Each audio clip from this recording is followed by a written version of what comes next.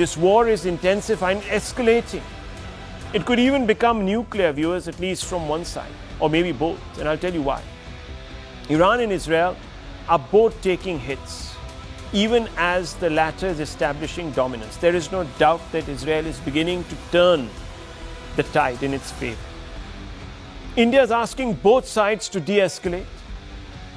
And I'll tell you, we are not alone, viewers. A number of other BRICS countries also don't want this war. But sadly, there are a few voices in our own country.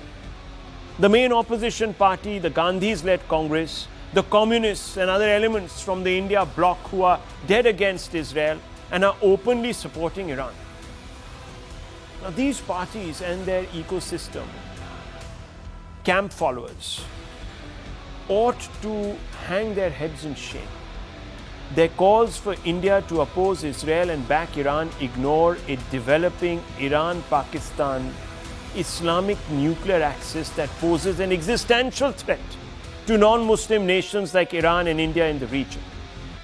Pakistan has been the biggest supplier of expertise to Iran. In 2003, it admitted when UN inspectors who examined Iran's nascent uranium enrichment center in Natanz concluded that the designs were identical to Pakistan's.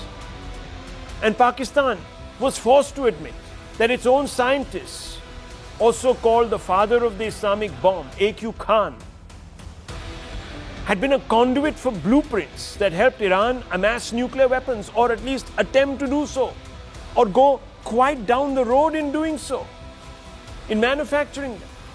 And if confirmation of this nuclear handshake were ever needed, it has come just yesterday from Iran's National Security Council member Mohsen Rezaei. The Iranian military official says that Pakistan has told Iran that if, quote, Israel drops a nuclear bomb in Tehran, we will drop a nuclear bomb on them, unquote. Listen first to this reaction. پاکستان گفته اگر اسرائیل بخواد بمب اتم بزنه ما به اسرائیل بمب اتم خواهیم زد. احساسات مسلمان‌ها تو منطقه فوق‌العاده رو به افزایش خواهد بود. هرچی ما قوی‌تر عمل کنیم، هرچی مردم ما همراهی بیشتری با نیروهای مسلح عمل کنن، ما از این گردن عبور کنیم، اون طرفش یک اقیانوسی از پیشرفت سیاسی، نظامی، اقتصادی انشاءالله جلوی ملت ما خواهد بود. Viewers, the prospect of an Iran-Pakistan Islamic nuclear access is a threat for every non-Muslim state in Asia, particularly India. The stakes couldn't be higher. Let me tell you this. The stakes couldn't be higher. And as we speak, attacks to degrade Iran's nascent nuclear capacities or advanced nuclear capacities have taken place, viewers. The Fordo enrichment facility has been targeted. The Arak heavy water reactor, Natanz nuclear facility, Isfahan nuclear facility, all of them have been targeted. I don't know to what extent, but there are these reports. And I want to first begin with Nadav Steinman, Board Chair, International Legal Forum from Jerusalem, Hamid Reza Golamzadeh, who's the director of the Diplohus. I want to first begin with you, Mr. Steinman. This is an important day in this entire 4-day war because it could go either which ways. There is talk of the Iranians wanting to come back to the talks table. Israel says the worst is not over. We're going to go for all the nukes. We've secured the airspace over Western Iran, etc., etc. The Pakistanis apparently have jumped in and they're threatening to help Iran settle nuclear scores with Israel. You know what's been happening, so I'm not going to labor the point beyond a certain degree, but I have to ask you, is this war justified and why is it from Israel's point of view? What's the aim here? Where is it going to stop? What is the exact aim? Look, I'm not a member of the government. I'm an individual and a lawyer. specializing in international law. But nevertheless, your introduction asked the most pertinent questions. Is this an Israel question or is this a world question? If I may rephrase it with your permission, because the threat of Iran being nuclear is what this is all about.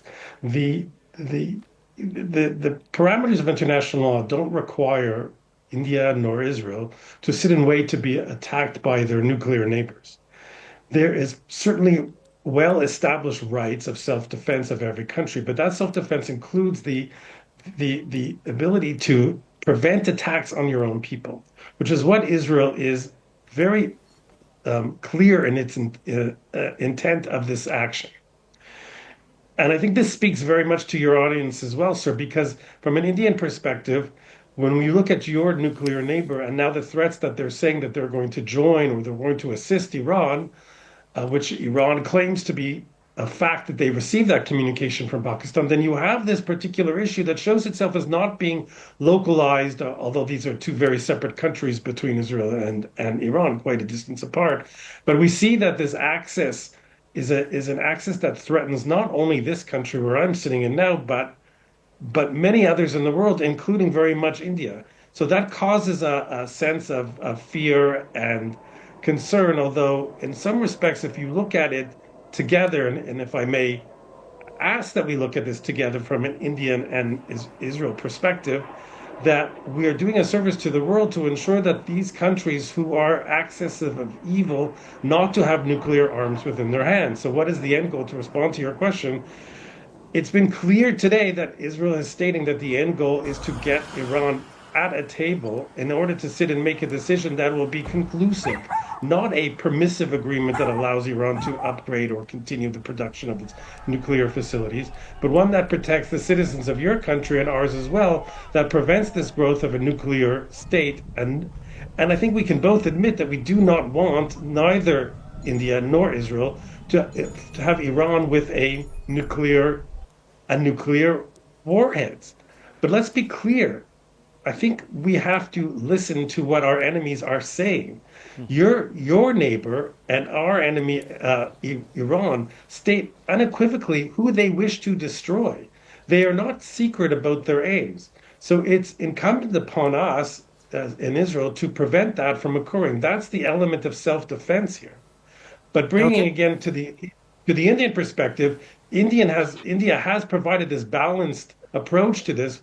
But now is the time for India, who could be a significant player in this game, to be able to assist the parties without an extremist view, but a middle of their own view, which India has done, in order to enable the parties to actually negotiate a settlement together. Okay. That's my plea, I suppose, to India. Okay, so let me bring in Sushant Sareen. Sushant Sareen, look, our problem here is that you're seeing an emerging axis between Pakistan and Iran. Pakistan would love to have Iran on its side. It can also then settle the Afghan question for a while. There'll be strategic depth. That's what we're being told. Baluchistan, they have a buffer. All of that becomes somehow, for them, less of a problem, less of a headache. But if it's going to come down to sort of exchanging nuclear material and building Iran's nuclear capacities and also giving them what is known as the Islamic bomb, it's a problem for us. And therefore, there are enough people in our country who are delusioned. I think they suffer from some delusion about Iran being this old civilizational ally, this, that, the other. I think there's a problem. Correct me if I'm wrong, Sushant Sareen. Rahul, there is a problem. And very clearly, it's partly because people have religious affiliations and sectarian affiliations with Iran. So there is that issue. There is, again, a religious angle to the whole thing. The Israelis have been demonized by a section of society in India. So yes, all of those political and other issues are certainly there. But on a more strategic plane, look, I think there is a clear and present danger that Israel perceives from Iran because of the kind of state of relationship which they've had. And those relations have been particularly bad for many decades now. And there is this danger that because Iran also threatens to annihilate Israel, Israel fears an existential threat from Iran getting hands on nuclear weapons. Now, despite the Iranian leadership disavowing nuclear weapons, the fact of the matter remains that all the developments on the ground suggest that Iran has been working towards developing nuclear weapons. Now, if you even remove Israel from the equation, right, for a moment, just remove it from the equation, I think even the rest of the Middle East will be severely destabilized if Iran was to start possessing nuclear weapons. Despite all the recent developments between Saudi Arabia and Iran and the newfound friendship, they've had a history of bad blood between them. These are two different, in a sense, sectarian affiliations which they have, and that Arab and Ajam has been going on for over 1500 years. It's as old as Islam itself, even older in some ways. So there is, within Saudi Arabia, you will hear a number of voices saying that, look, if Iran gets nuclear weapons, we have no choice. We will have to get nuclear weapons because today our relations might be on even keel. Who knows what happens tomorrow? Other countries would also want to possess nuclear weapons. That means it becomes a very destabilizing thing for the rest of the Middle East. The problem, however, is that whatever diplomatic solutions were being sought fell very far short of what people desired the end result. I don't think there was any real meeting ground. JCPOA, up to a point, was working, but I think because it had a sunset clause, I think it was problematic for many people that what happens after the agreement runs out. Does that mean that you have to then negotiate a fresh agreement? And even now, none of the diplomatic things which are on the table seem to find any meeting ground. Now, Iran says that we are not going to stop enrichment. Okay, the others are insisting on that. How are you going to monitor it? Are you going to be able to police that particular agreement or not? Those were very, very serious questions which nobody was ready to answer. Now, Israel has taken the steps it has taken. Let's see how the war proceeds. It seems that Israel is able to cause significant damage right now in Iran, but is also taking some amount of punishment itself. Yeah. Will the other countries jump in? Will Iran back off? If they back off, how will they be able to sell it to their own people politically? I think that becomes a problem. For us in India, there is, of course, the Pakistani angle. There is the diplomatic angle because we have excellent relations with Israel. And we don't have bad relations with Iran. In fact, we have fairly good relations with Iran, and there are many areas in which we are cooperate with it. Yeah.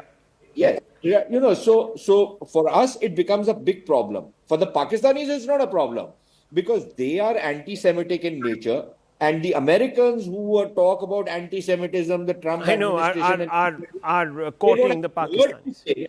Yeah, they don't have a word to say about the Pakistanis and the Americans have no principles right now under their president. I don't know even if they ever had them, but nonetheless, let's just put those people aside for a few minutes. So for us, the issue is that we have a country like Pakistan, which keeps threatening to lob nuclear weapons on us, which has had a history, as you very quickly put it, of sharing nuclear technology with Pakistan, and which now has threatened that we are ready to jump in, and there's a lot of people in the Pakistani space, political space and other space, who are threatening that we should be able to join Iran and launch attacks against Israel. And punish those who are supporting Israel also. That's the other underlying sort of threat that is being held out. Okay, so let me just open this up because I need to go across to Mr. Gholamzadeh, who's the director of Diplo House. Mr. Gholamzadeh, there is a view around the world that the clergy in Iran is pushing its own interests, and in doing so it is endangering its people by pursuing nuclear weapons despite being signatories to the NPT, the Nuclear Non-Proliferation Treaty, etc. It is being obstructionist, and perhaps the regime itself, which doesn't enjoy much legitimacy, is really throwing the people under the bus, and that there will be some repercussions. What you call a regime in Iran, which is not a regime, it's a state and government, it's something that has been selected by its people. And the people have voted for it after the revolution, and for the government, they have been voting every other while. And it's not like we fool our audience. Let's respect our audience. It's not like that the religion would be good when it comes to the Israelis to create a Jewish state. religion would be good when India focuses on Buddhism and tries to actually put limits on Muslims. And when it comes to Iranians and Islam, it would be all axis of evil and very dangerous and something like that. It's not working like it. Iran is a state. It has its own laws. It has its elections. It's a democracy. And it's not attacking anyone. No, do you support the Hezbollah? Regime. Do you support the Hezbollah? Well, of course we do. Of course we do, because they are supporting the Hezbollah. Do you support the Hamas? Hamas? We do. Do you support the Hamas? Of course we do, because they are defending the lands. Now, they viewers, are defending the country. They okay, are defending so, the lands. so I think viewers in India are intelligent enough to know. The regime that you're supporting, Israel, is attacking the others. No, one second. Attacked all the neighbors. We're all, of course, all our sentiments are running a little high right now, so I can understand that. It's not about sentiments, it's about logics. No, but one second. Hang on. You talked about logic, sir. Logic. You talked about logic, and you said let's not fool the people. In India, viewers, we have very limited patience for states that support non-state actors who go into other countries and use extra-constitutional means. Who has gone to other countries? Palestinians are in their own country. One second, sir. One second, sir. One second, sir. Just allow me 2 minutes. This is good. 1 second. 1 second, sir. Just 1 second. So, in India, we've suffered, as you all know, viewers, for years altogether. But I want to get to the point here. Are you trying to tell me, sir, that the clergy in Iran is a very open clergy, it doesn't repress human rights? Of course I do say. They do or they don't? They do not oppress people, and they are working with their citizens. All the citizens right now are united. The women who refuse to wear the headscarf, they were killed. There are disappearances of people, of opponents. All of that is legitimate practice, you think, sir, in line with law, and that is not repressive? Has its own constitution. Every country has its own constitution. Okay, but which constitution? If you do not understand something, okay, but doesn't mean that it is not logical or rational. So viewers, here we have it. You have a regime that actually, at some level or the other, doesn't conduct the elections in a manner that is internationally recognized as a free and fair process. If you go by the highest standards. No, hang on. And perpetuates itself in power. And there is no freedom of expression. There's limited freedom over your own. Okay, look, I'm not going down that route right now. My point is are the Ayatollahs, for example, the regime there, and I want to bring in Jane Kinnimong, is it really putting its own interests above those of the people in pursuing this nuclear fetish, in scratching this nuclear itch? That's the question I want to ask you, ma'am. We need nuclear energy. I think it's important to... Okay, I'm going to come in now. Thank you. Yeah. There is a very strong international consensus that Iran should not have a nuclear weapon. Of course, Iran itself says that it's not pursuing a nuclear weapon. The JCPOA, as your guest said, was working, but it stopped working because the Americans withdrew from it in 2018. And then Iran started playing a dangerous game of brinkmanship. It started to increase its enrichment of uranium. Now, some people think that was to get the capability for a bomb. Others think Iran was trying to use that as leverage to drag the US back to the negotiating table.